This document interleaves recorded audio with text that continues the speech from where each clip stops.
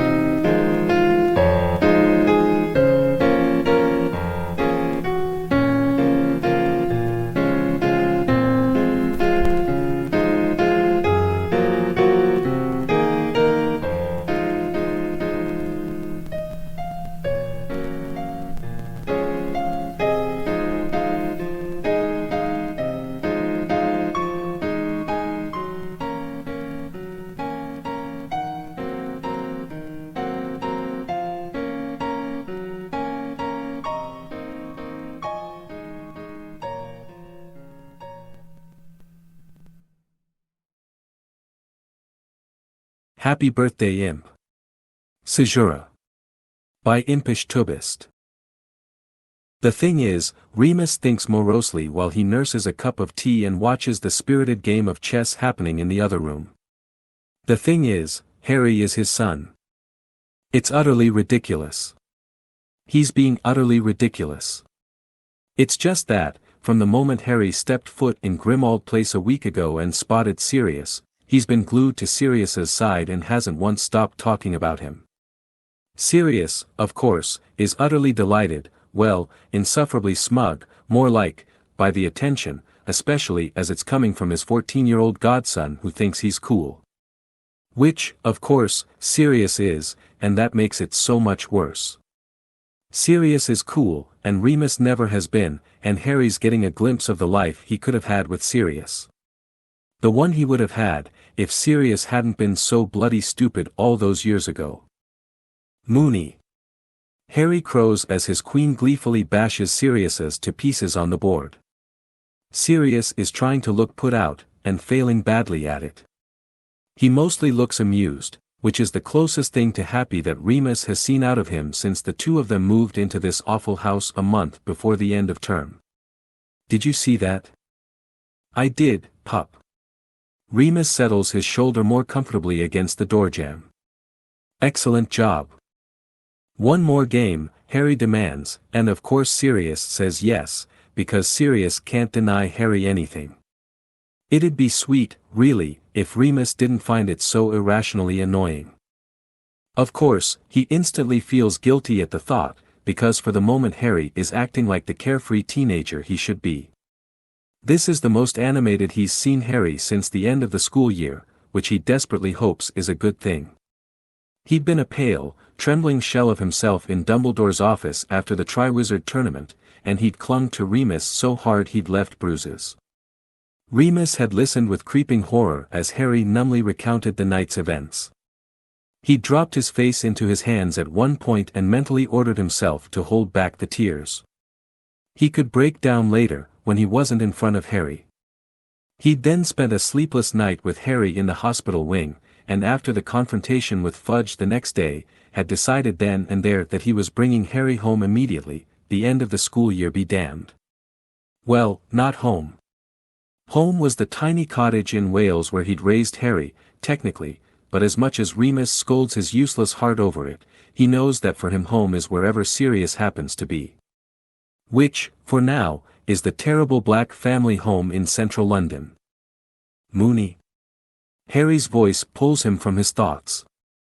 Sirius's pieces are in, well, pieces all over the board. Harry has triumphed again. But the look of joy is quickly melting off his face, and now he looks concerned. What's wrong? Nothing. Remus forces a smile and pushes himself off the doorjamb.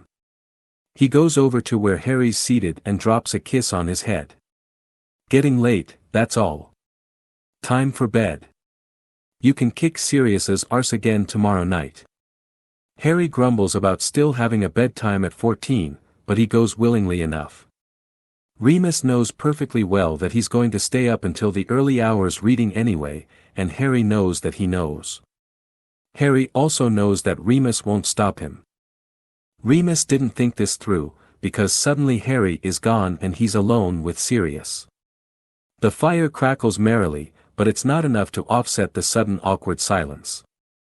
"Think I'll go to bed, too," he says, quickly and without making eye contact with Sirius. "Another long day of delousing this place tomorrow." He hears Sirius's soft sigh, but the other man doesn't say anything other than, "Good night, Remus." Grimmauld Place is worse than Remus imagined. He has always known that Sirius hated his childhood home, hated it enough to run away to live with the Potters when he was 16 and then get a flat of his own at 17. That hadn't seemed so outlandish back then, but Remus looks at Harry now and thinks about how Sirius wasn't much older than him when his home life drove him away, when he decided it was better to make a go of it on his own than spend another moment with his parents. He was a child. They all were. Children fighting a war, not the adults they pretended to be. This house is horrid. Awful. Ghastly. There aren't strong enough adjectives for the heaviness that weighs on Remus, especially when he thinks about Sirius as a baby, as a toddler, as a child within its walls. The queer Gryffindor son of a bigoted pure-blood family. It must have been hell. Walburga Black's portrait screams at them. Creature prowls through the rooms, muttering horrible things about Sirius under his breath. There are doxies in the curtains, cursed objects in every room, mounted house elf heads, black mold on the walls, filth in the bathrooms, dust everywhere. And every day, little by little, Sirius shrinks into himself. He picks at his food and drops the weight he had slowly started to gain since Azkaban. His hair grows out, a tangled mess he doesn't comb. When he smiles, it's not a smile at all. More a baring of teeth than anything else. He's tired, and bitter, and miserable. Seeing him now is almost worse than that horrible night in the Shrieking Shack last year. At least Sirius had had a spark to him then, a fire that burned from within even if it was only fueled by vengeance. This Sirius is tired, and defeated, and old. It breaks Remus's heart. It hurts, too, how they are essentially strangers. They pass each other on the stair or in the corridor and Sirius won't meet his eyes. Conversation at mealtimes is essentially non-existent, it's only for Harry's sake that they try at all. Whenever Remus enters a room that Sirius is in, Sirius makes an excuse to leave it. Every once in a while, there is something, an electric jolt whenever their shoulders brush in the narrow hallways, or when their fingers touch as Remus passes Sirius a cup of tea. But Sirius shies away from him, or Remus draws back quickly, and the moment is gone. They're meant to be getting the house ready for human habitation. This is going to be the new headquarters for the Order. Sirius can think of no better use for it, and frankly Remus agrees. But he hates that Sirius is here. He hates that he and Harry are here. He wishes he could bundle them all off to the cozy cottage in Wales, but, well. It takes Harry another week to ask about it. Remus didn't know how to bring it up before now, and some cowardly part of him is grateful that Harry broaches the topic first. "Some Gryffindor you are," an inner voice that sounds suspiciously like Sirius tells him. Moony. Harry fingers the threadbare blanket thrown across his legs. They're in one of the house's libraries. Remus has a stack of books next to him that he's been thumbing through for the past hour. Harry's been reading one of his textbooks for the upcoming year, but for the past several minutes, his mind has been elsewhere. Remus can tell. "Why aren't we at home?" "This is the safest place for the Order," Remus says. "We talked about that, remember? The amount of warding Sirius's ancestors put on this house." "That's not what I meant," Harry says quietly. Remus marks his page and closes his book. An ache, sudden and fierce, stabs him behind the eyes. He doesn't want to talk about this. Given the choice, he never would have brought it up. He'd have buried it in the back of his mind, where he buries everything else he doesn't want to think about, doesn't want to feel, and would have got on with his life. But he can't do that now. Not when something affects Harry as much as him. He's a parent, and he needs to face this. Harry, he says gently. Our house is gone. It burned down. Harry blinks at him. What? I didn't want to tell you when it happened, Remus goes on, saying the words he's rehearsed in his head for weeks, mostly when he's lying awake in the middle of the night, staring at his ceiling. What with the Triwizard Tournament and everything, I didn't want you to get distracted. But the house burned down in May, right before the last task. Harry glares at him and says. What? Word about my being a werewolf spread far beyond Hogwarts once I resigned, Remus says. People weren't pleased to learn that a werewolf had been raising Harry Potter all these years, nor that I had been teaching their children. It wasn't too bad last summer, but after you went back to school last year, well. Things got heated. I received some threats. What kind of threats? Harry demands. You never said. You didn't need to know, Remus says firmly, and at least here he knows he's in the right. He shouldn't have kept the fire from Harry for so long, but there was no need to tell him about the threats. What could you have done? I reported them all to Dumbledore, who spoke with the Ministry. They put some guards on the house. Obviously not enough, Harry says bitterly. He did what he could, Remus says gently. We both did. I expected the worst, so Sirius let me move most of our things here. Good thing, too.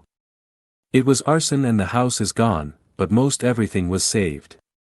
I've been staying here with Sirius ever since. Several moments pass while Harry digests this. Remus sees a muscle tense in his jaw, and he's holding himself very still, trying not to lose his composure. So what will we do? Harry manages finally. Sirius is going to let us stay with him until we get back on our feet. Remus gives him a smile, though it feels strained. You leave all that to me, all right?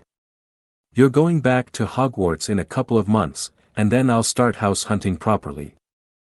Harry absorbs this all for a moment. Then, he closes his book, gets up, and walks quietly out of the room. Remus has always struggled with letting Harry go. It seems it's all he ever does. Lets Harry go off to primary school for the first time, to his first sleepover at the Weasleys, to Andromeda's for the full moon, to Hogwarts as a painfully small first year. And then Remus gets him back, only to have to let him go again. A never-ending, eternally painful cycle. He tried to put his foot down at the beginning of Harry's third year, after Sirius escaped from Azkaban. Back when Remus still believed the man he loved was also a traitor. He was ready to pull Harry from school that year, determined to teach him at home and never let him out of his sight, but then Dumbledore had offered him the defense position and Harry had turned imploring eyes on him. When he thinks about all the times he let Harry go off to the Weasleys as a child, of the hundreds of nights Harry spent in the dormitory sleeping mere feet away from Peter Pettigrew, it makes him want to vomit. Sometimes he does. All the precautions in the world, and it might not have mattered at all. Harry could still have died. But he didn't. Harry is here, alive, and so is Sirius, and that's more than Remus could have hoped for when his world collapsed on that long-ago Halloween. Harry and Sirius are here, together, in this house, and Remus should feel elated. It's all he's ever wanted, well, all he's wanted since that horrific day in 1981. He's only ever wanted the three of them to be a family. But when he watches Harry and Sirius together, sometimes he can't help the hot stab of jealousy in his gut. Remus isn't unused to feeling jealous around Sirius. Back when they were at school, it had been because Sirius would flirt with anything that moved, except for Remus. He allows himself that one, at least. Less forgivable were the thoughts about Sirius's old family wealth, how he didn't need to work and still would never want for anything. Remus recognized even back then that those thoughts were unfair, and knew that Sirius would switch places with him in a heartbeat if he could, because at least then he would be loved. Back when Harry had first been born, Sirius was the only one of them who could ever get the infant to stop crying, the one that Harry seemed to favor over anyone else. And now, Remus is jealous because Sirius still connects with Harry in a way that Remus never has. He pauses outside Sirius's bedroom one morning, where he and Harry have been holed up for over an hour chatting and feeding Buckbeak.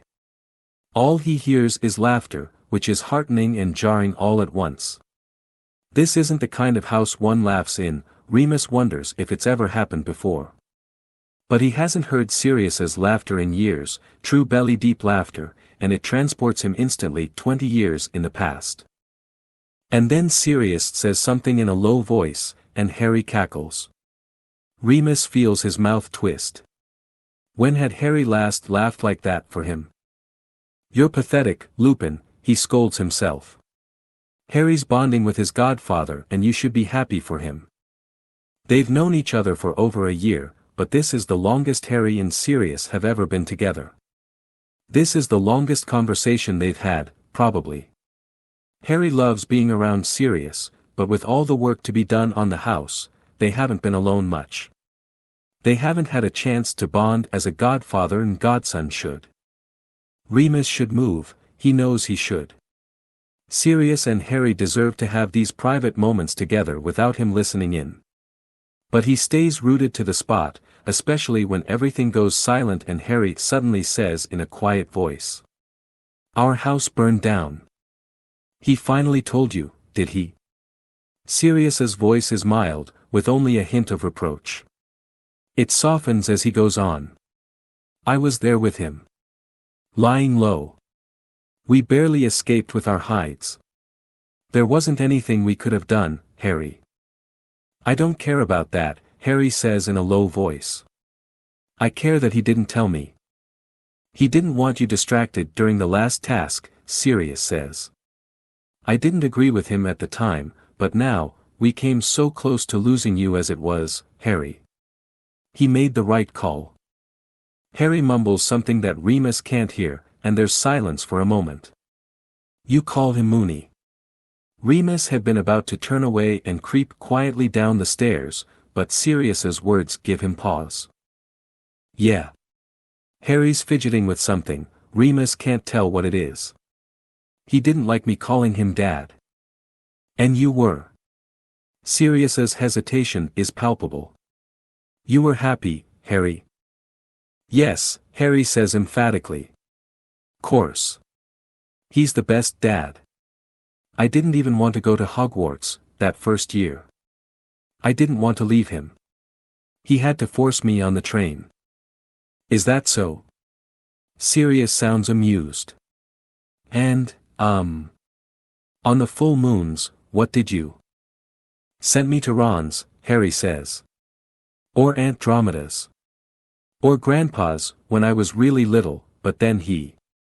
Harry breaks off, and Remus feels a lump grow in his throat. Lyle Lupin had been close with his grandson, even before Hope Lupin's death and especially after it. He was the first family member to die that Harry could actually remember losing. It had been a difficult year, after.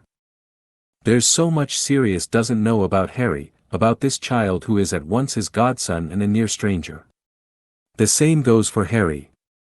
Remus finally compels himself to move, and leaves them be. It's Harry's turn to clean up after dinner. Sirius retreats to his bedroom with Buckbeak, as he's been doing whenever he is at loose ends. Remus sits at the table with the Prophet's crossword before him, tackling the more difficult clues that his groggy morning brain hadn't been able to handle earlier. "Did you know," Harry says excitedly, "that Sirius once charmed all the suits of armor to follow the Slytherins around the castle for a whole week?" "Well, yes." Remus bites back a grin. "I was there." "And that he restored his motorbike himself? And then made it fly?" "I was there for that," 2, Remus says, and struggles to keep the smile on his face. Sirius had gotten his hands on the bike when he was 16, not long after he'd taken refuge with the Potters, but he'd done the bulk of the restoration after moving in with Remus. The number of times Sirius had kissed him while smelling of oil, of sweat, tasting of metal. And that he and my dad charmed the Sorting Hat to sing drinking songs during the welcome feast. Remus says, pulling himself from his memories. I helped them create that charm, Sprout. And how he and my dad managed to get into the girls' dorms by climbing along the outside of the tower. Of course. I even remember the howler your grandmother sent them after. Wicked, Harry whispers, and Remus snorts. Don't be getting any ideas from him, he says, but since he knows that's impossible, he adds. Or at least keep in mind that whatever trouble you get into at school, I'm not bailing you out of. You're on your own. Yeah, Mooney, all right, Harry says in that tone that indicates that he feels Remus is being ridiculous. Can I go now? Remus casts an eye over the clean dishes. What are you in such a hurry for? Got a hot date tonight, Potter? Just want to go hang out with Sirius, Harry says with a shrug. Something twinges in his chest, and Merlin, Remus is jealous of his own child. Of both of them, really. Sirius, because Harry looks at him like he hung the moon. Harry, because Sirius wants to be around him. This is ridiculous. He is a grown man. He has no business being jealous of either of them. Sure, pup, off you go, he says lightly. Just tell Padfoot not to burn down the library, yeah. Still some books in there I haven't had a chance to read yet. It's impossible for Harry to do anything quietly. He takes after James like that, and Sirius, too, come to think of it. He pounds up the stairs, and down the stairs, and even if he can't make out the words, Remus can hear his voice no matter where he is in the house. Sirius, who spends as much time as Padfoot these days as he does in human form, is just as bad. He chases Harry around the house, great paws pounding on the wood floors, or tussles with him noisily in the study. There's roughly an hour of chaos after Harry goes upstairs, and then the house quiets down again. Remus settles himself in the library, taking with him the stack of essays he's meant to be marking up before owling them back to their writers. It's hardly exciting work, but it's decent money, and no one ever notices the day or two he takes off every month for the full moon. Remus. Sirius's voice is high and panicky. Remus throws himself out of his chair and hurtles up the stairs. Sirius, he bellows. In here. Here turns out to be a bathroom on the 3rd floor, where Harry is currently emptying the contents of his stomach into the toilet. Oh, pup. Remus squeezes by Sirius and drops to his knees next to Harry. One hand starts automatically rubbing soothing circles into Harry's back, the other feels his forehead. He's burning up. It's okay. You've got a fever. Probably just a flu, that's all. What do we do? Sirius demands. Remus shoots him a look. Kids get sick, Padfoot, he says, keeping his voice as even and calm as possible. He doesn't like seeing Harry ill, of course not, but there's no call for panic. It's all right. Can you get us some water and toast? By the time Sirius returns, Remus has Harry in his pajamas and tucked in bed. Harry looks miserable and annoyed all at once. I'm sorry, he mutters. What on earth are you sorry for? Remus helps him sit up, and he nibbles half-heartedly at the toast. Sirius lingers by his bed, seemingly unsure of what to do. We had plans, Harry says morosely. Remus feels his lips twitch. You have the entire rest of the summer. I'm sure Padfoot will put those plans on hold until you're feeling better. Sirius finally gives up on being human. He transforms into Padfoot and hops up on the bed, displacing Remus. Harry seems happy to have him there, though, and scratches Padfoot behind the ears as he lays down again. Padfoot snuggles up to him. I don't suppose we can trust any of the potions your mother left in her pharmacy, Remus says to the dog, and Padfoot gives a derisive snort. That's what I thought. I'll contact Severus. Harry, get some sleep. He has a fraught conversation with the potions master via flu that eventually ends with Snape agreeing to give him the necessary potions for fever and nausea, if only to get Remus out of his fireplace. When he returns, Sirius is fast asleep, snuffling in his sleep the way that Remus remembers from years ago. Harry is still awake, glassy-eyed and uncomfortable, but loath to push his godfather away. You won't wake him, Remus assures, and he pushes Padfoot to the far side of the bed. Sirius doesn't even stir. See? Thanks, Harry whispers, and he must be feeling terrible, because he only calls Remus that in times of great stress. Here, drink up, Remus says, handing him the 2 vials of potions. Harry drinks them both, makes a face at the taste, and then settles against the pillows once more. Remus strokes a lock of sweat-damp hair off his forehead. You'll start to feel better in the next 6 hours or so. It'll work faster if you just rest. Harry doesn't look like he's going to put up too much of a protest. His eyelids are already drooping. Remus runs his fingers through Harry's hair, which has always been a surefire way to put him to sleep. Once he's certain Harry is fast asleep, he kisses the boy's forehead and takes his leave. Remus and Sirius are breaking curses in one of the bedrooms on the 3rd floor and Harry resurfaces the next morning. There's only so much Sirius can do without a wand, admittedly, but it helps to have an extra pair of hands to wrestle the more difficult objects into submission long enough for Remus to break the curse on them. When Harry enters the bedroom, a book drops from the shelf and skitters across the floor, sharp teeth protruding from the pages and intent on taking a chunk out of his leg. Sirius throws himself on top of it, slamming it closed before it can reach Harry, and Remus swiftly breaks the curse. Oh, Harry says, looking a little rattled. Sirius gets up and dusts himself off, kicking the book aside. Thanks. No problem, Sprague. Sirius ruffles his hair. Feeling better? Remus turns his attention to the bed, where he's spread out the contents of a jewelry box, all of which have some variety of curse on them. There's a pearl necklace that will slowly strangle its wearer, a bracelet that slowly drains the blood without the wearer noticing, earrings that have a tendency to detach themselves from earlobes and fly across the room to poke out someone's eyes. It's all rather nasty. What's all this? He hears Harry ask Sirius, likely referring to the mess Sirius has made on the floor. Stuff from my old flat, Sirius says. After I was sent to Azkaban and the Aurors had collected everything they wanted from my flat for the investigation, the rest was packed up and sent off to. Sirius trails off, and Remus turns to find Sirius looking at him. To Grimmauld Place, Remus supplies, neatly sidestepping the unspoken next of kin. He's not ready for that conversation yet, with either Harry or Sirius. No idea why my mother didn't burn it all, Sirius mutters. Maybe she was delighted to hear that I'd joined the Death Eaters after all. Not delighted enough to put me back on the tapestry, but... He trails off again.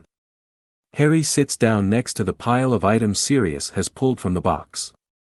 It took them over an hour to break the curse on it, but everything inside seems to have come through unscathed. It's mostly paraphernalia from their school days, a couple sets of robes, a few random textbooks, some notes that Sirius and James had passed each other in class, a random sprig of mistletoe, and pictures. Harry breathes. Their Hogwarts years had been sparsely documented, but all of that had changed when James and Lily moved in together after graduation. Lily had a Muggle camera, and had set about documenting every facet of their lives. She had given copies of her favorites to Sirius and Remus. The collection on the floor is probably only a fraction of what Lily had at Godric's Hollow, all of which had burned that Halloween night.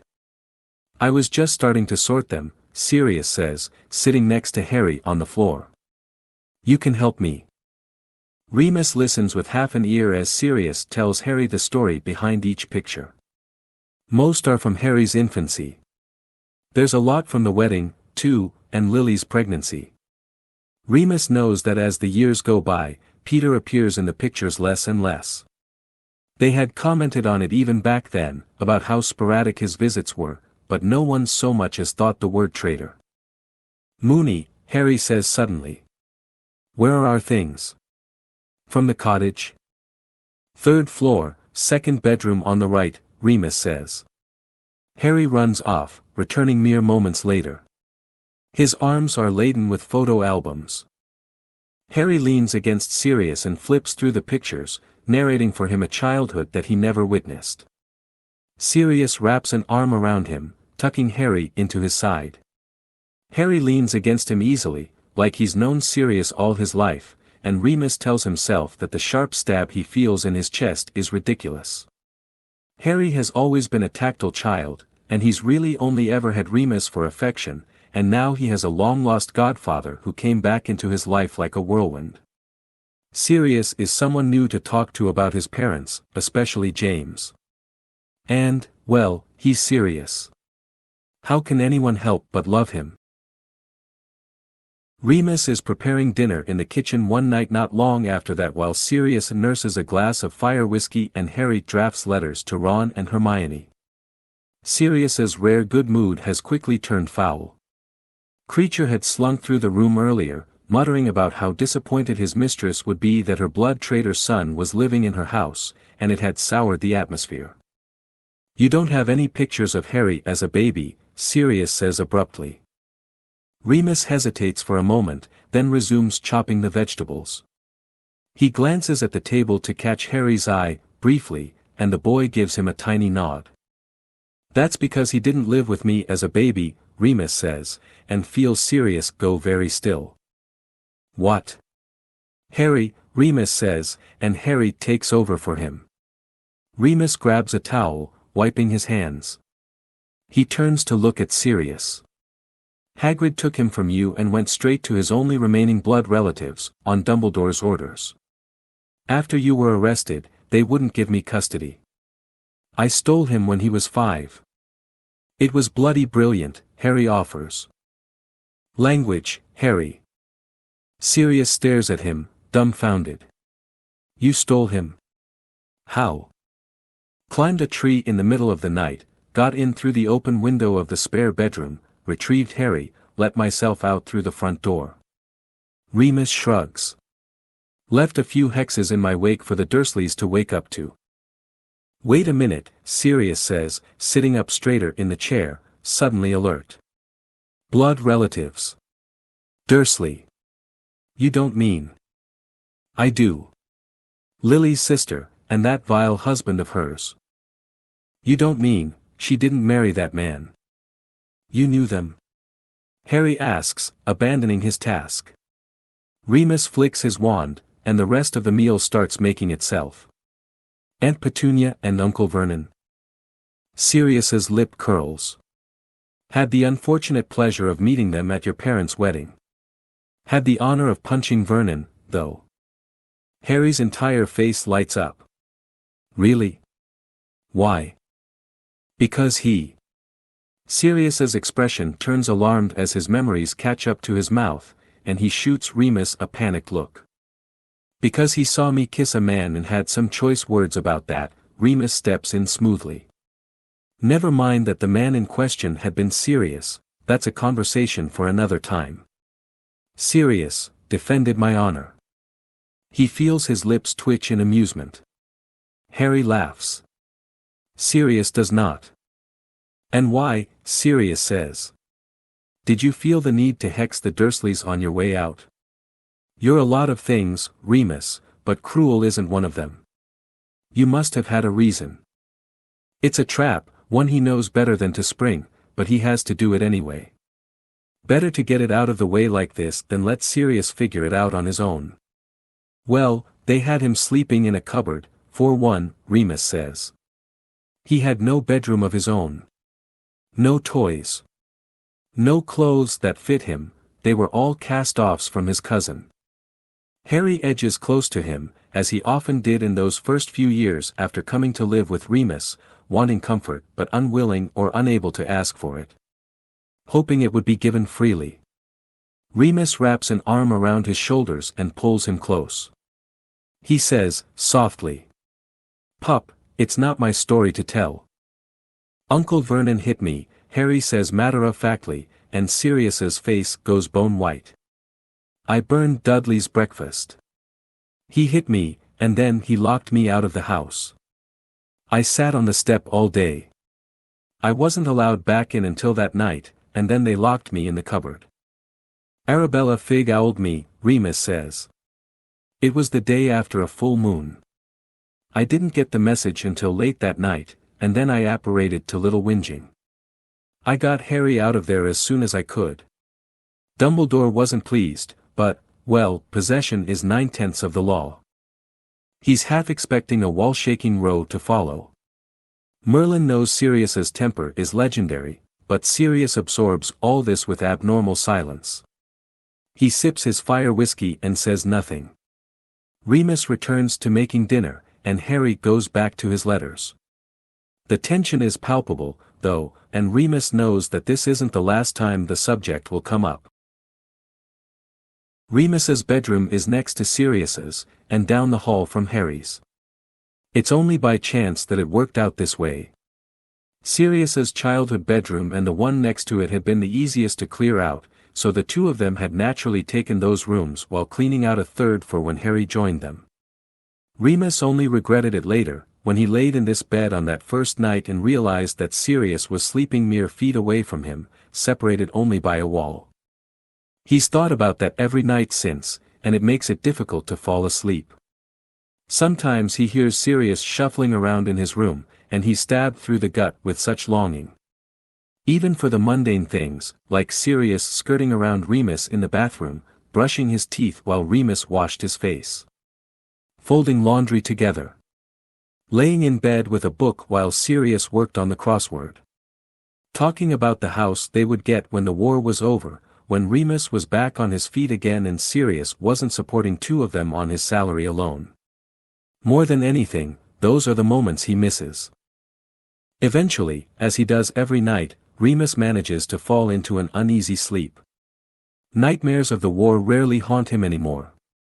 These days, he mostly dreams of Sirius, of the life they'd had together, which makes it all the more painful when he wakes to an empty bed and a man who can barely stand to look at him. Tonight, though, Remus startles awake with his heart in his throat. He has his wand drawn before he realizes where he is and who is standing in his bedroom. Harry. He lets out a slow breath and lowers his wand, but panic still grips him.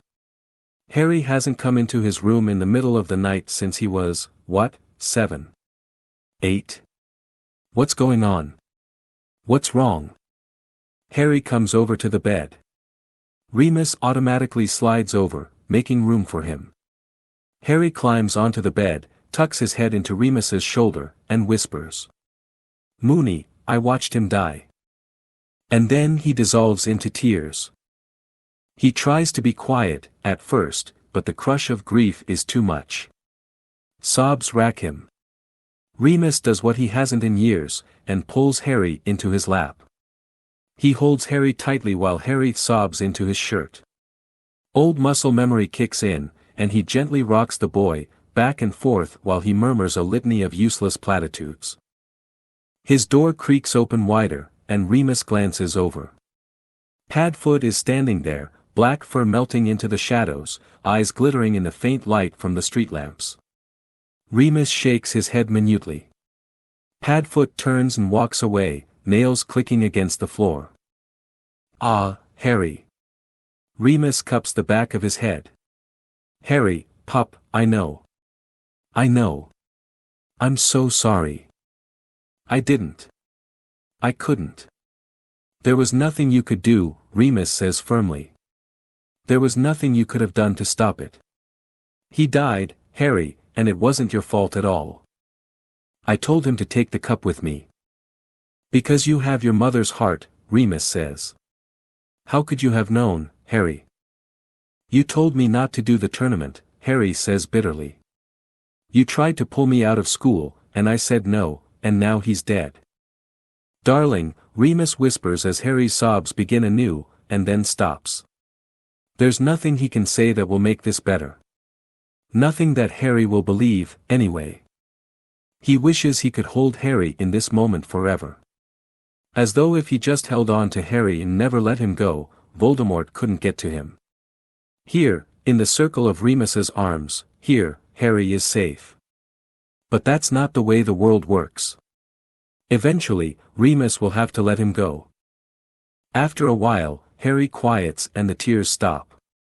He lets Remus continue to hold him without complaint, though, and even starts to drift off. Remus can tell. Harry grows heavier against him as sleep sinks in, and his breathing evens out. Remus feels a sudden pang for the child he used to be. Eventually, when he thinks Harry is mostly asleep, Remus gingerly moves him to the bed and tucks the blankets around him. He sits there for a while, carting his fingers through Harry's hair. When Harry finally falls fully asleep, Remus grabs an extra pillow and blanket, and kips on the floor. Harry looks a little worse for wear the next morning. He stumbles downstairs in his pajamas not long before noon. Remus is making sandwiches in the kitchen, and Harry gives him a quick hug before grabbing one. "All right, Sprout?" Remus asks, nudging Harry with his shoulder. "Yeah, duh." Harry leans into him. "I'm all right." Remus finds him in the library later, sprawled on the rug with Padfoot, his head resting on the black dog's belly. He's eaten half the sandwich, and is now feeding bits of ham to Padfoot, who alternates between eating the morsels and licking Harry's face. Something twists painfully behind Remus's sternum. He watches them, sees their easy affection and genuine bond, and tells himself that it doesn't hurt. Remus brings a stack of essays he's meant to be marking up into the library and settles into what he started to think of as his chair. Harry finds a book to immerse himself in. Padfoot morphs into Sirius, who naps on the sofa for a while. Later, he wanders off to feed Buckbeak, and returns with another bottle of fire whiskey and a glass. Remus should probably talk to him about the drinking, but he doesn't know what to say. "You know, Remus," Sirius says at length, in a deceptively mild tone that Remus knows all too well. It's the tone that says Sirius is spoiling for a fight, and by Merlin, he's going to get one. "You never did tell me how you actually managed to get custody of Harry after that incident with the Dursleys." Remus isn't going to rise to the bait, whatever it is. "You were there the night we signed the papers. I'm as much his godfather as you are." "Well, yeah, but that doesn't explain why Dumbledore or the Ministry let a werewolf keep him over the Dursleys," Sirius says conversationally. Harry is still pretending to read his book, but Remus can tell that he's listening intently now to their conversation. "Harry's blood relatives should have taken precedence over you." Remus feels a muscle pulse in his jaw. He forces himself to read the next clue, fill in the next word of the crossword, before answering. "They were mistreating him." "You think Dumbledore didn't know about that? You think he cared?" "I was the best choice." "Why?" Harry has given up all pretense of reading. He's openly watching them now. "Because Dumbledore determined that." "Yes, but why?" "Because I never divorced you." The silence that follows is swift and absolute. Sirius gapes at him, blood draining rapidly from his face. "Divorce?" Harry squeaks, and they both look at him. "You're married?" Oh, shit.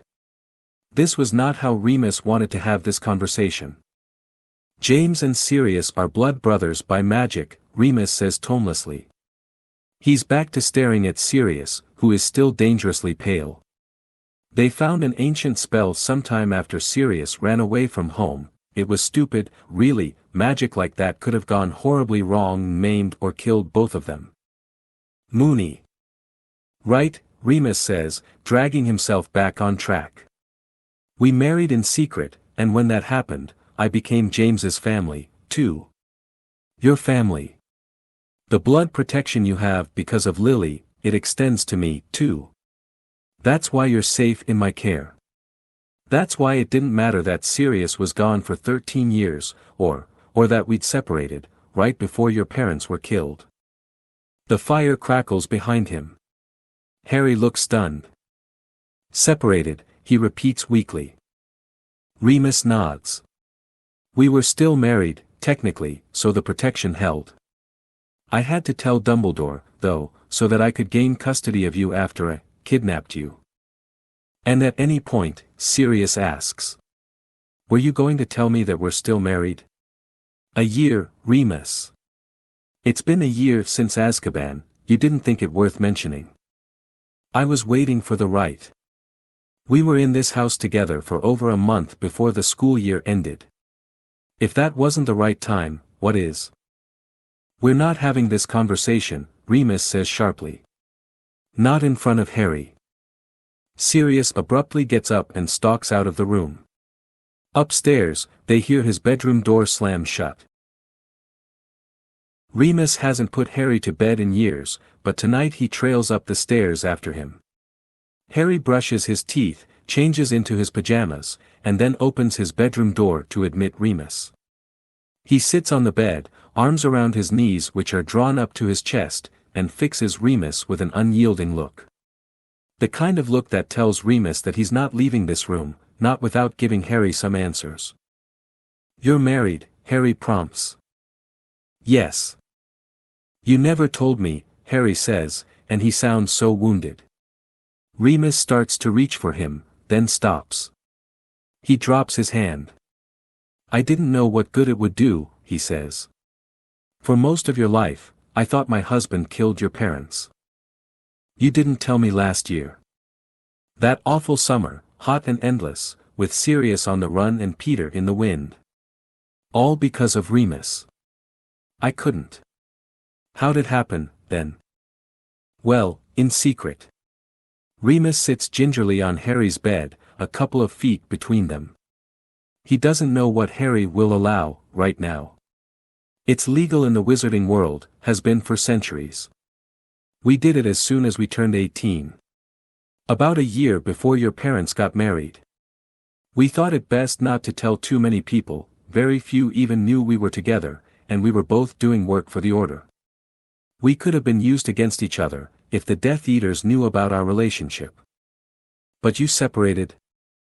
Remus sighs, dragging a hand down his face. Yeah, he says finally. About 6 months before your parents died, I moved out. Things had been strained for a year or so, but we tried to make a go of it. Bit stupid of us to try, really. A relationship is pointless if each of you thinks the other is a spy for the Dark Lord. Don't think it's stupid if you loved him. Remus feels a small smile tug at his lips. How simple it must seem to Harry. Sometimes love makes us fools. And love alone certainly isn't enough to hold two people together. Harry scowls like he doesn't believe Remus. How could love not be enough? But thankfully doesn't comment further on it. And then he went to Azkaban. Remus nods. He went to Azkaban, I got custody of you, and here we are. Harry gives him a look like he knows it's not the whole story, and of course it isn't, but there's only so much Remus is willing to share.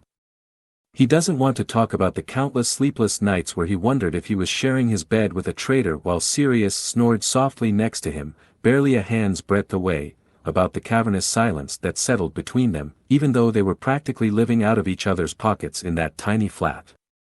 He doesn't want to talk about the day when he couldn't take it anymore, and moved out of the flat while Sirius was off on Order business. How he lay weeping for 2 days in the guest bedroom of his parents' house before he pulled himself together and just got on with it. You could try again, if you wanted, Harry says. The hope is so plain in his voice, it makes Remus's heart ache. I don't mind. Remus snorts. Thanks for your stamp of approval. I mean it. I know you do, pup. Remus leans forward and kisses him on the forehead. I'm going to bed. I'll see you in the morning.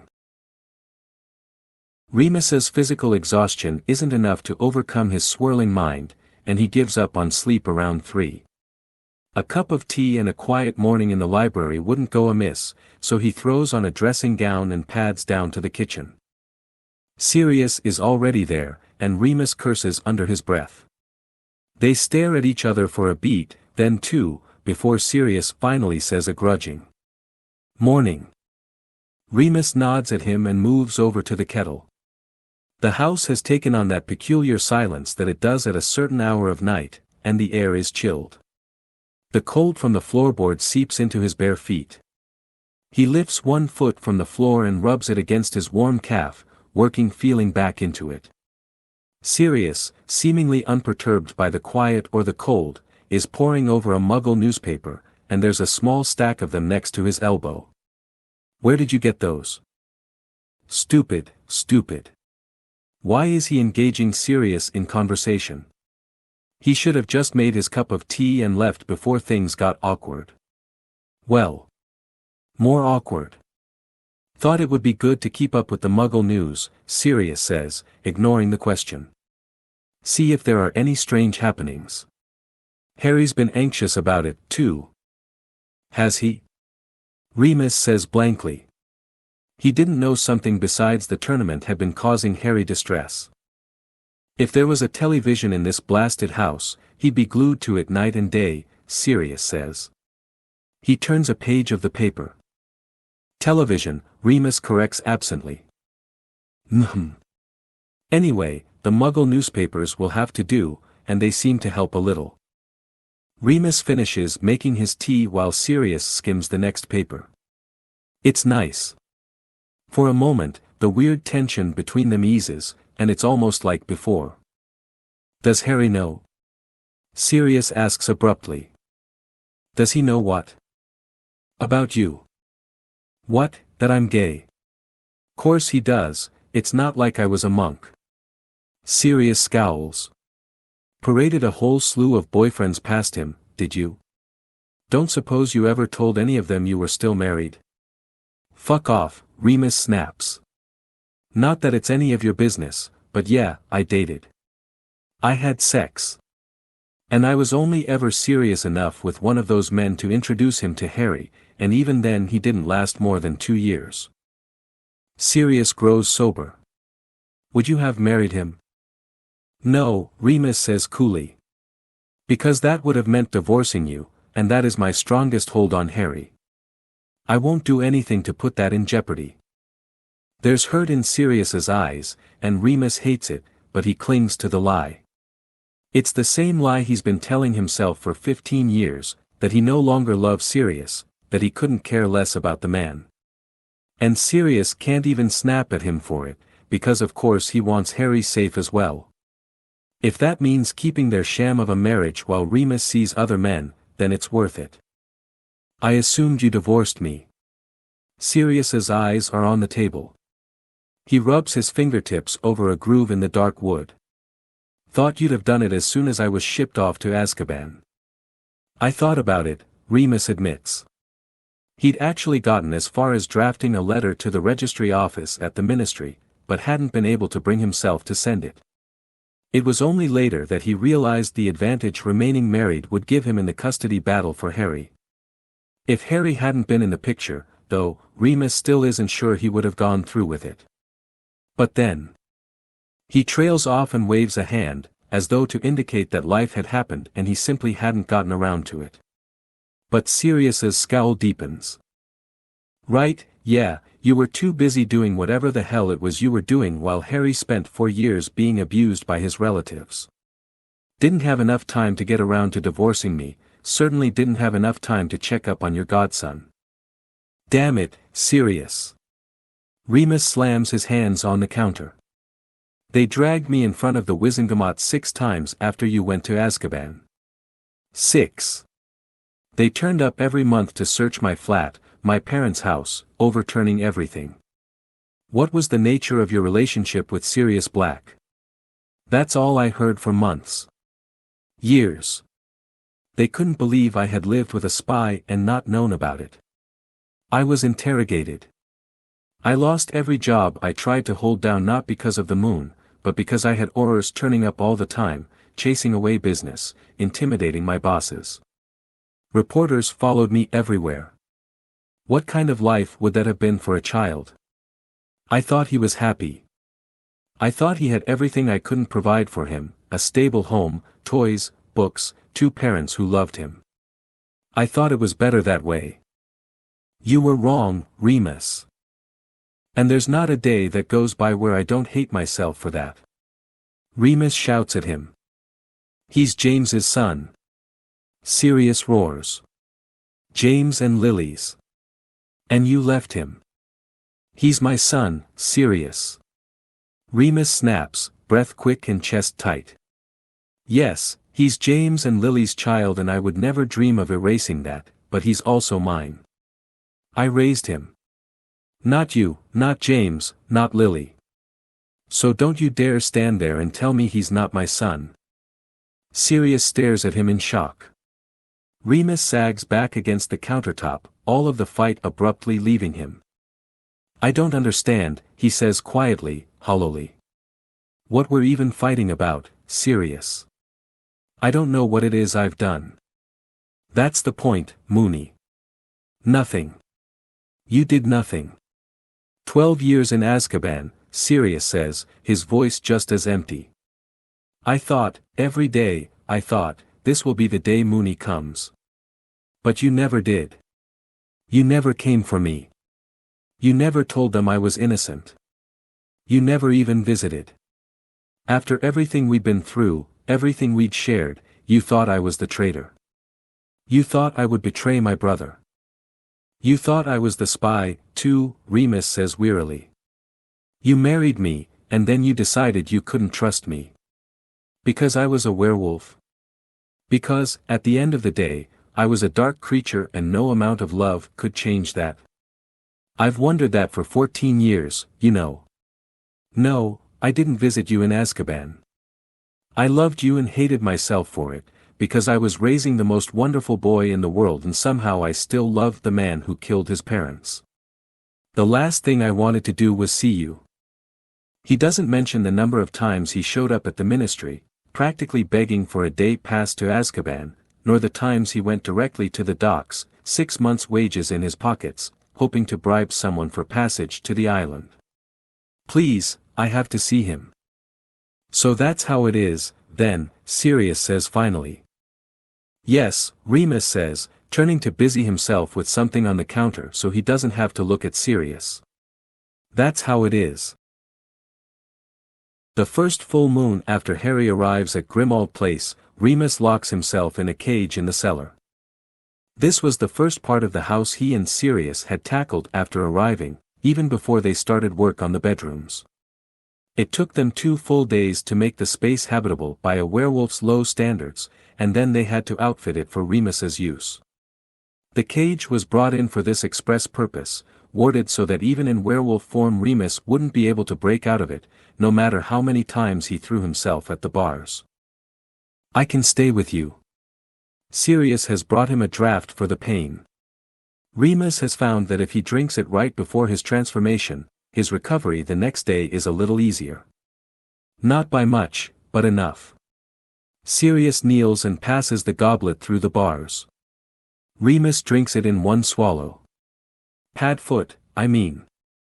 Padfoot can stay with you. It will make things easier. You don't have Wolfsbane anymore, and you need to stay with Harry. Remus passes the goblet back through the bars. The boy's almost 15, he'll be fine without us hovering over him for a night. What if something happens? Remus asks. What if we're found out? A teenager and a wandless escaped convict, yeah, will definitely give the Death Eaters a run for their money if they find us tonight, Sirius mutters, but it's half-hearted. Remus has invoked Harry, which is unfair, because there's nothing Sirius wouldn't do for that boy. Put a silencing spell over the door when you leave. Remus settles on the ground, cross-legged, and leans back against the bars, making himself as comfortable as possible. He shuts his eyes. Harry doesn't need to hear this. Prior to the end of Harry's 3rd year, he had never transformed in front of the boy before. He'd always shipped Harry off on the full moon. Merlin knew there were no shortages of babysitters willing to watch the savior of the wizarding world, and transformed in a special room in their cottage designated for it.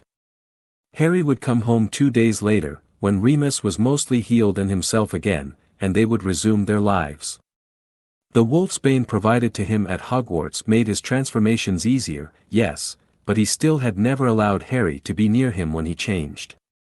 Especially not after last year's incident. Remus doesn't think much after that. At least, not any coherent thoughts. There is only pain, the bite of the metal bars, tearing at his own flesh. When he has his next conscious thought, he's in his bed buried under 3 different quilts and there's sunlight streaming through the window. He smells coffee and bacon, and desperately wants both. He's normally a tea drinker and a vegetarian, but in the days surrounding the full moon, he finds himself craving meat and coffee.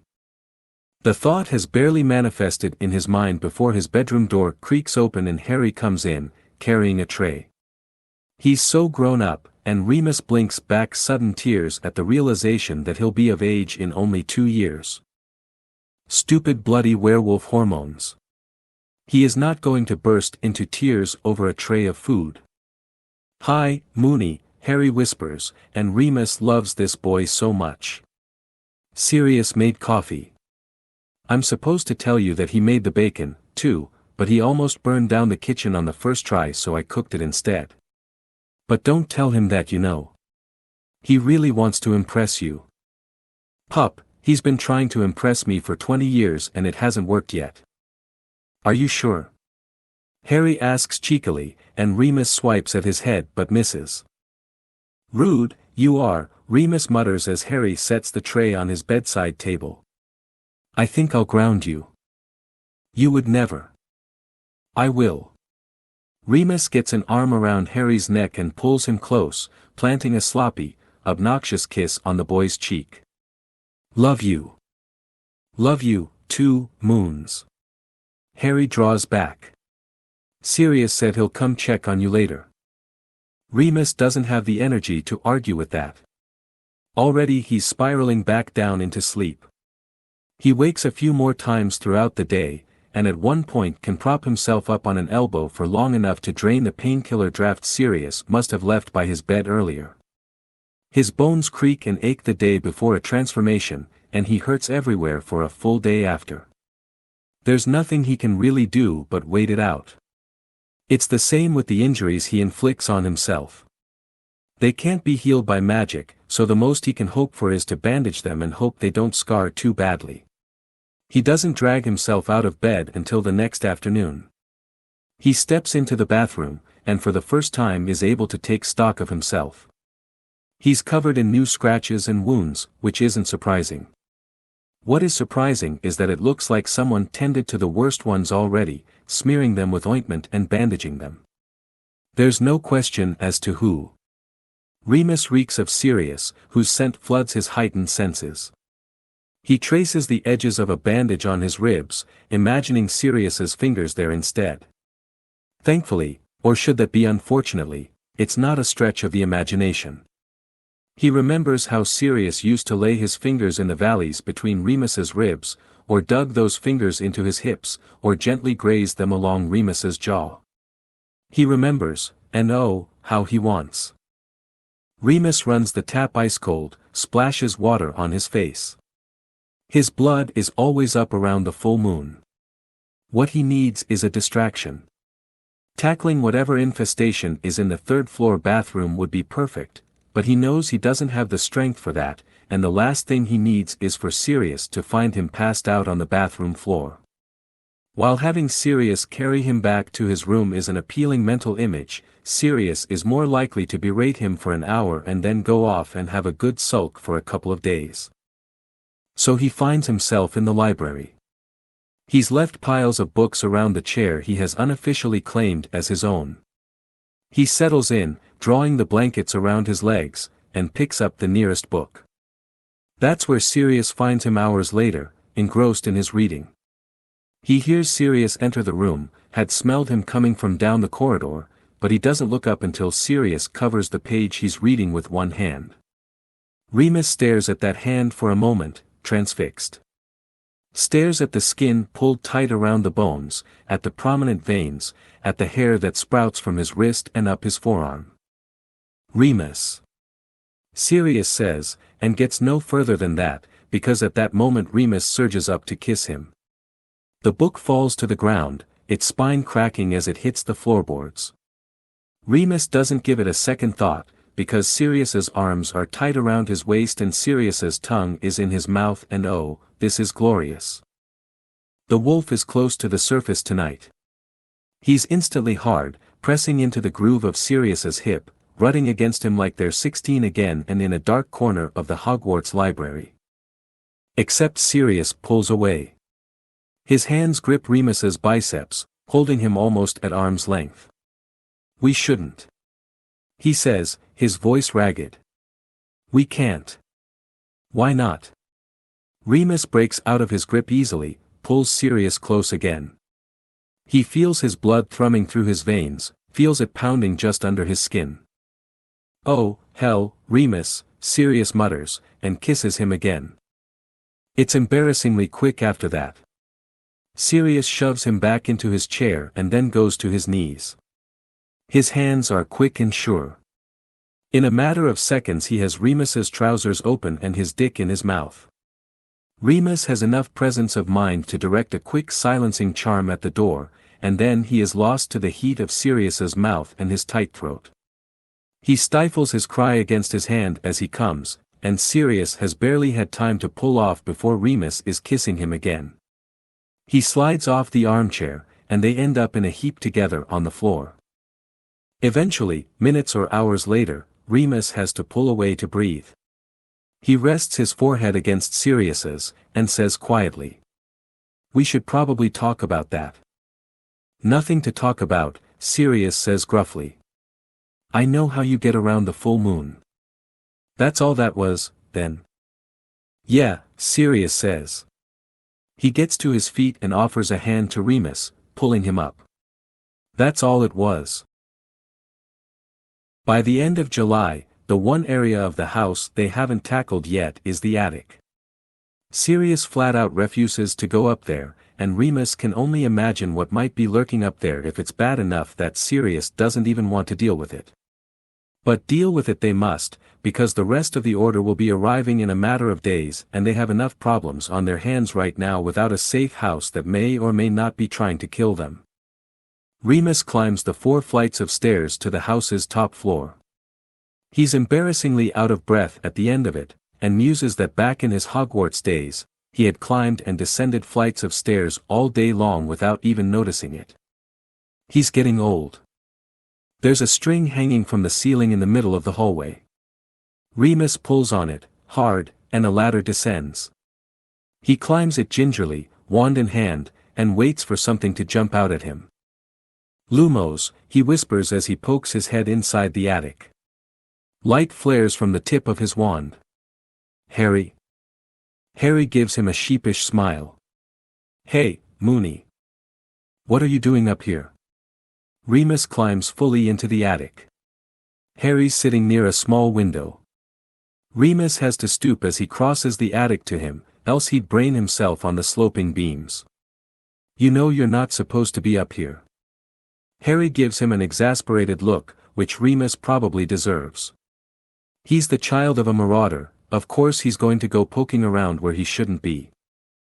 "There's nothing dangerous up here," Harry says. "Anyway, if there was, all I'd have to do is shout for you guys. Look at this." He points to the sloping ceiling in front of him. Remus settles on his knees beside Harry and directs his wand light at the wood beams. In a child's shaky handwriting, someone has written Sirius and Regulus Black were here, January 12, 1967. "Do you think they came up here a lot?"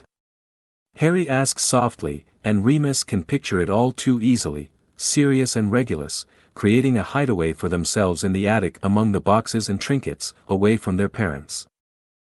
"They were close, when they were small," Remus says. Sirius had told him that much, years ago, though after Regulus's death he never spoke of his brother again. "I suppose they must have." Sirius says he wasn't important enough for Voldemort to kill. "That's probably true," Remus admits. "Regulus defected. He probably only lasted a few days, maybe a week, before Voldemort's followers caught up to him and killed him. We never found out for certain. Harry reaches out, traces the words gently with one finger. Do you think Sirius misses them? He asks. He's the only one left. I think he's lonely, Remus says carefully, because he's never been able to lie to Harry. I think he's sad. I think it must be a very difficult thing, to know that your parents' love was conditional. He wasn't much older than you when they disowned him. He has us now, Harry says. He looks at Remus, his expression earnest. We're his family. Oh, Lily, Remus thinks. He's just like you. Yeah, has. Remus knocks their shoulders gently together. We're his family. Sirius is in his bedroom, feeding Buckbeak. The door is closed, as it so often is, and Remus raps lightly on it with his knuckles. It's me, he says, leaning close to the wood. Can I come in?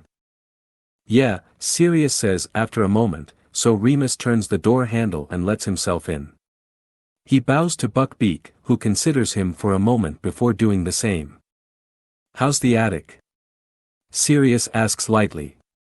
Not full of bodies, I hope, though I suppose I wouldn't put that past my mother. Harry got there before I did. Remus sits on the desk chair. It's either that, or sit next to Sirius on his bed, and he can't cope with that right now. He found your hiding spot. Sirius's expression gives nothing away.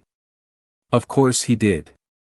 James always did have a knack for finding out all our secrets, Remus agrees, and Sirius snorts softly. Did you and Regulus, did you go up there often? No, Sirius says shortly, and doesn't elaborate. It doesn't look like there's anything to be concerned about up there, Remus says after a pause. Just boxes of junk. I don't suppose you want to sort through any of it. Merlin, no. We should just burn the whole lot of it. Sirius scowls. Should burn this whole house to the ground, really. The order needs it, Remus says gently, but Sirius only scowls further. That's all I'm good for, really. I'm useful to the order. To Dumbledore. He wouldn't give a shit otherwise, and you know it. It's probably true, but Remus says. That's not all you're good for. Sirius snorts. Name one other thing that's worth keeping me around for. Harry, Remus says, and Sirius doesn't school his expression in time. He looks startled. He adores you. You must know that by now. He has you. Can't he have us both? Remus swallows. Can't you have us both? Now Sirius looks at him in confusion, and no small amount of cautious hope. Remus. Pads. Remus slides off the chair, going to his knees at Sirius's feet. He puts a hand on Sirius's leg. After a moment, Sirius gently covers it with his own. We made a lot of mistakes in the First War. The biggest was not trusting each other. We have to do better this time. I trust you, Sirius says firmly. Remus tangles their fingers together, drawing a deep breath. I trust you, too. Sirius searches his face for a moment, and then huffs. That's it, then. It's that simple. I've loved you for more than half my life, Pads, Remus says, and Sirius sobers. Yes. I think it is that simple. The day before Harry's birthday is also the last day they have before the order descends upon them. There's still work to be done on the house, so much work that Remus doesn't believe it will ever be truly habitable, but at least he isn't afraid now that their houseguests will be killed or maimed by random objects in the house. Well, not as afraid. Of the two of them, Sirius has always been far better in the kitchen, so Remus buys him the necessary ingredients for the cake and leaves him to it. He wraps Harry's presents, and signs the card from both Sirius and him. Harry's feeding Buckbeak, so Remus is able to sneak the presents downstairs without him noticing. Sirius looks up when he comes into the kitchen. Somehow, he's managed to get flour all over his dark muggle jeans and t-shirt. It's even in his hair, and Remus has a sudden vision of what Sirius will look like in 10, 15 years, gray and impossibly handsome. He grins at the sight of the presents in Remus's arms. What did we get him, then? Who says I put your name on them? Remus retorts, and Sirius laughs. He puts the presents on the table and then goes over to inspect Sirius's progress. Really, it's only an excuse to swipe some of the leftover chocolate batter in the bowl, but Sirius bats his hand away. Nope, he says, moving the bowl away. That's for the birthday boy. Cruel, that is, Remus says. Depriving me of chocolate. Sirius kisses him instead, and, well, that's an acceptable substitute. Someone clears their throat, and they both spring apart. Harry gives Remus a look that manages to be both amused and exasperated, and Remus feels his face heat. But then Harry's eyes fall on the presents, and his face lights up. For me? He asks, impossibly hopeful, as though they could be for anyone else. He only had to spend 3 birthdays and Christmases with the Dursleys, but it left a lasting impression. Even now, he's always surprised and delighted to find that someone has gotten him a gift. Yes, but they'll have to wait until after dinner, Remus says. Here, Sprague. Sirius holds out the bowl to him. All yours.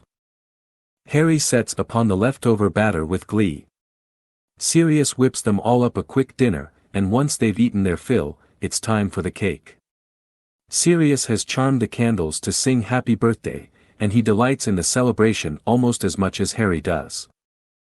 I got you a toy broomstick for your first birthday, he tells Harry at one point, once the cake is nothing more than crumbs and all the presents have been opened.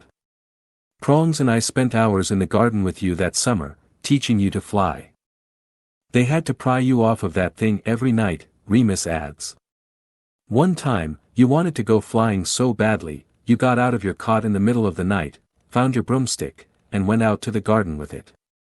It was charmed so it couldn't go more than a few feet off the ground and wouldn't leave the property, but you still gave your parents a heart attack.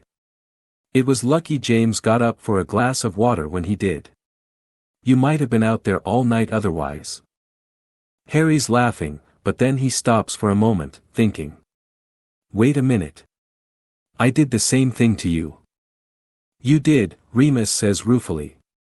You think I would have learned my lesson after hearing James recount the story, but I'd completely forgotten about the incident when you moved in with me. To Sirius, he says. I kept my broomstick out in the shed. This one went outside in the middle of the night, found my old broom, and took it for a joyride. Which was not a toy broom and had no safety features on it. Sirius is laughing so hard, moisture is gathering at the corners of his eyes. He wipes it away. How'd you find him? I didn't, Remus says, and now his lips are twitching as well. He was out all night with it, roaming the countryside. I heard stories for the next week down in the village about some strange new flying animal that had spooked all the sheep. Needless to say, we laid down some ground rules after that. Sirius nearly slides out of his chair, overcome by mirth. Harry's laughing, too, and Remus watches them both fondly. He's not ready for this to end, he realizes. All summer, the prospect of the order descending upon them has been in the back of his mind. He knew all along that this was coming, it's just that he's not ready for it. He loves what they've built here in this house of horrors. This is what should have been, the two of them, together, making a home, making a life. Raising Harry. Falling more in love each day. He wants to freeze this moment, hold it close and never let it go. It doesn't make up for all the years they lost, all the time they should have had together, but it is a bomb. Harry wants to dig into the defense books right away, and Remus has papers to mark for his freelance work. Sirius goes upstairs to check on Buckbeak while the two of them settle in the library, as is their habit. Harry leans against Remus as he reads, book open on propped-up knees, his hair tickling Remus's cheek whenever Remus moves his head. Moony. Remus finishes correcting an essay and sets it aside before reaching for the next one. I heard you and Sirius in the kitchen that night, Harry says. When you were fighting. Remus pulls off his reading glasses and rubs his eyes. I'm sorry you had to hear that, Harry. I didn't mean to be so loud.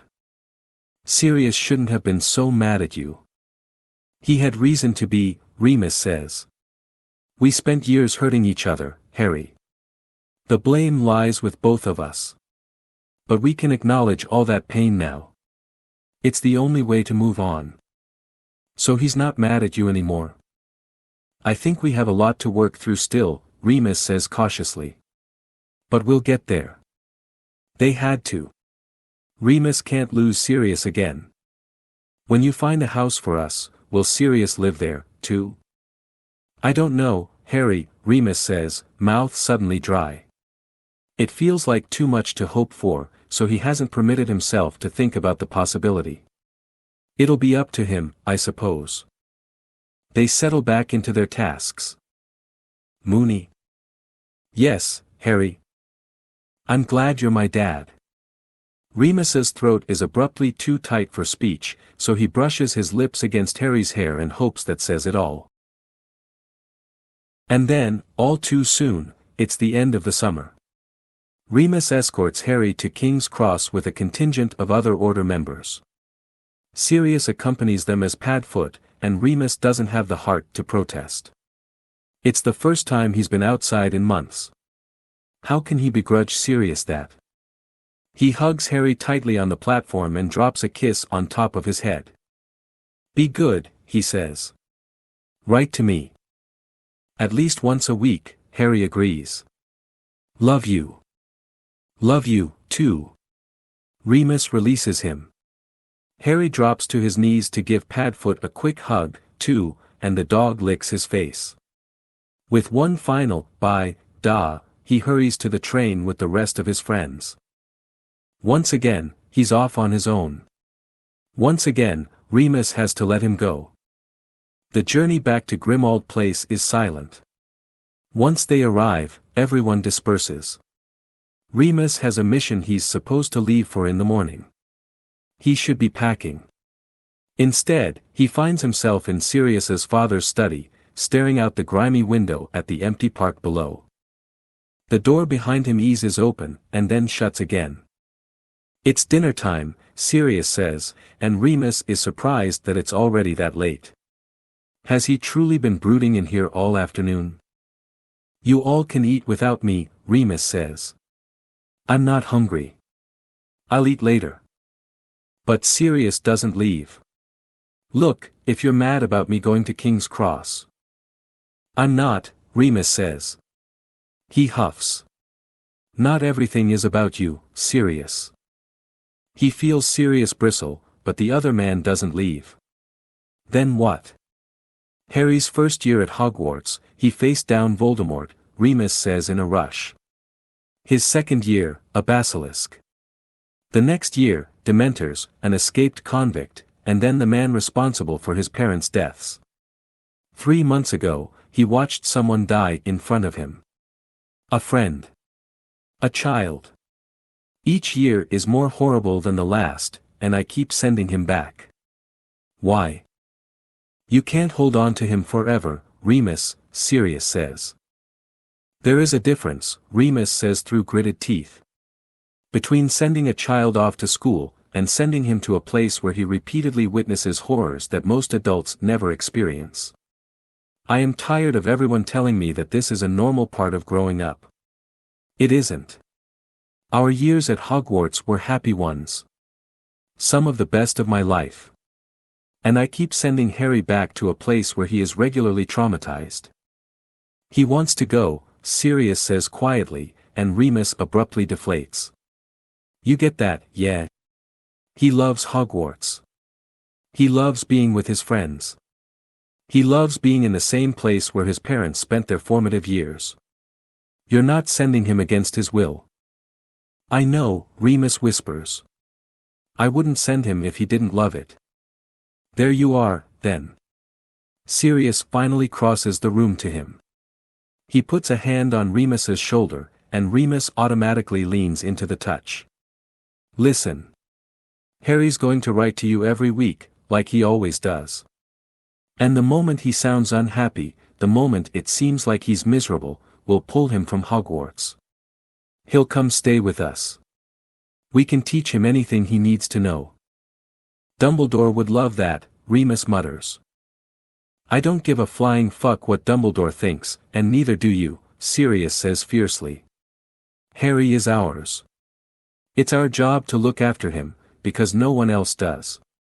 Sure, they all say that they care about him and his well-being, but he's just a part of a prophecy to them. But he's our boy. We do what's best for him, not what's best for wizard kind. Sirius abruptly drops his hand and steps away. Remus misses his touch immediately. Sirius. Sirius coughs. Sorry, I didn't mean, obviously, Harry is yours, is what I meant to say. No, Remus says firmly. He's ours. It's what James and Lily wanted. And he loves you so much, Sirius. Sirius's eyes are shining. I love him, too. You did a good job with him, Rem. I wish we could have done it together. We can do it together now. Sirius cups his cheek, his wedding band warm against Remus's skin. Their rings were the only items he'd kept as Sirius's next of kin, while the rest of his belongings went to his mother in Grimmauld Place. Remus had pulled them out of storage last week, after receiving his latest mission from Dumbledore. Understood, husband of mine. You're not getting rid of me that easily. I just can't help but think. Remus stops, rubs his forehead. Voldemort returned, last year. I can't help but think, what's worse than that? What's in store for him this year that's even worse than the Dark Lord returning? You can't think like that, Rem. Sirius clasps his hands, and Remus holds on tight. You don't know it will be worse. Maybe it'll be his best year yet. Maybe it'll be the best year for all of us. Merlin knows we're owed it. Remus rests his forehead against Sirius's and closes his eyes. Yeah, Pads. Maybe you're right. Maybe this will be our best year yet.